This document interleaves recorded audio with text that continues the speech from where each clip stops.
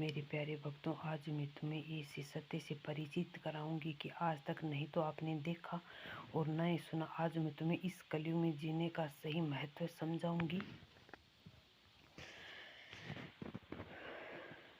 यह महत्व भगवान नारायण कहते हैं। इस महत्व से परिपूर्ण होना बहुत जरूरी है। इस घोर कलयुग में आपको जीना भी जरूरी है और आपको मार्ग देखना भी बहुत आवश्यक है।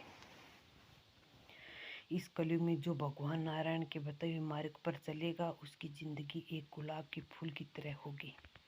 श्री पार्वती जी ने कहा, भगवान आप सब तत्वों की ज्ञाता है। आपकी कृपा से मुझे श्री विष्णु संबंधित नाना प्रकार के धर्म सुनने को मिले, जो समस्त लोगों का उद्धार करने वाला है। हे नारायण, मैं अब गीता का मातम सुनना चाहती हूँ, जिसका स्मरण करने से श्री हरि में भक्ति बढ़ती है।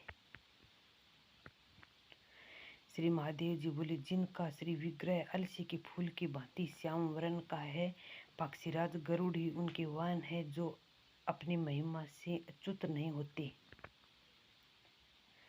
तथा शेषनाग की सैया पर शयन करते हैं। उन भगवान महाविष्णु की हम उपासना करते हैं। एक समय की बात है, मूर्धत्य के नाशक भगवान विष्णु शेष नाग के रमणीय आसन पर सुखपूर्वक विराजमान थे। उस समय समस्त लोगों को आनंद देने वाली भगवती लक्ष्मी ने आदरपूर्वक प्रसन्न किया।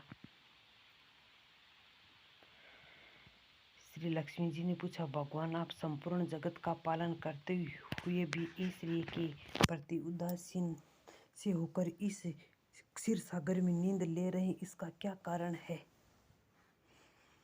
श्री भगवान बोले, सुमुखी में नींद नहीं लेता हूँ, अपितु तू तत्व का अनुसरण करने वाली अंतर्दृष्टि के द्वारा अपने ही महेश्वर तेज का साक्षात्कार कर रहा हूँ।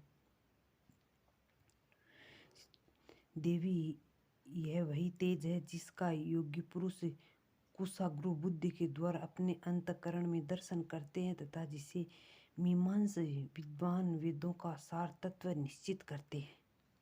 वह महेश्वर तेज एक अजर प्रकाश स्वरूप आत्मरूप, रोग शोक से रहित अखंड आनंद का पुत्र, निष्पंद निरीह देवत्व, इस जगत का जीवन उसी के अधीन है। मैं उसी का अनुभव करता हूँ। देवे हरि, यही कारण है कि मैं तुम्हें नींद लेता सा प्रतीत हो रहा हूँ। श्री लक्ष्मी जी ने कहा, हृषिकेश, आप ही योगी पुरुषों के धैर्य हैं। आपके अतिरिक्त भी ध्यान करने योग्य तत्व है। यह जानकर मुझे बड़ा कौतूहल हो रहा है। इस चराचर जगत की सृष्टि और संहार करने वाले स्वयं आप ही है। आप सर्व समर्थ है। इस प्रकार की स्थिति में होकर भी यदि आप उस परम तत्व से भिन्न है, तो मुझे आपका बोध कराइए। श्री भगवान बोले, प्रिय आत्मा का स्वरूप देत और अदेत से पृथक, भाव और अभाव से मुक्त तथा आदि और अंत से शुद्ध ज्ञान के प्रकाश से उपलब्ध होने वाला तथा परमानंद स्वरूप होने के कारण एकमात्र सुंदर है, वही मेरा ईश्वरीय रूप है।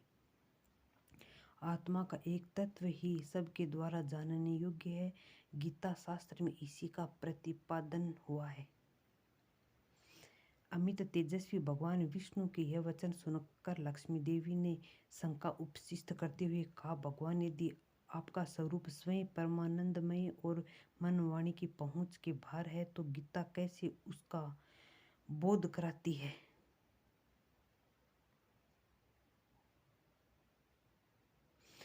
मेरे इस संदेश आप निवारण कीजिए। श्री भगवान बोले, सुंदरी सुनो, मैं गीता में अपनी स्थिति का वर्णन करता हूँ। क्रमश 5 अध्यायों को तुम 5 मुख जानो, 10 अध्यायों को तुम 10 भुजाएं समझो तथा 1 अध्याय को उदर और 2 अध्यायों को दोनों चरण कमल जानो।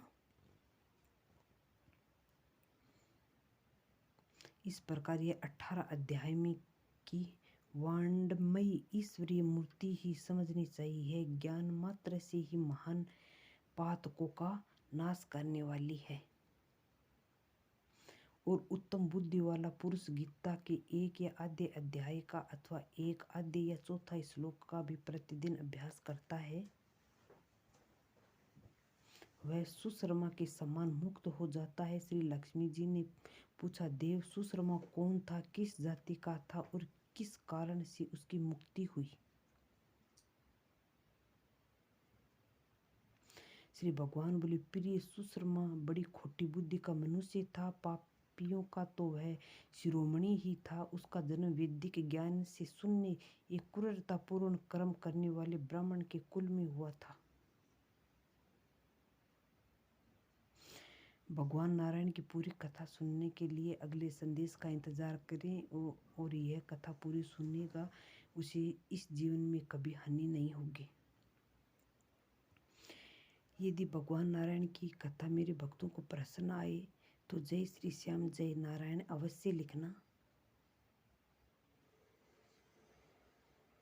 जो सच्चे भगवान के भक्त है वह इस संदेश को ज़्यादा से ज़्यादा अपने मित्रों को शेयर करे, जिससे आपको लाभ ही होगा।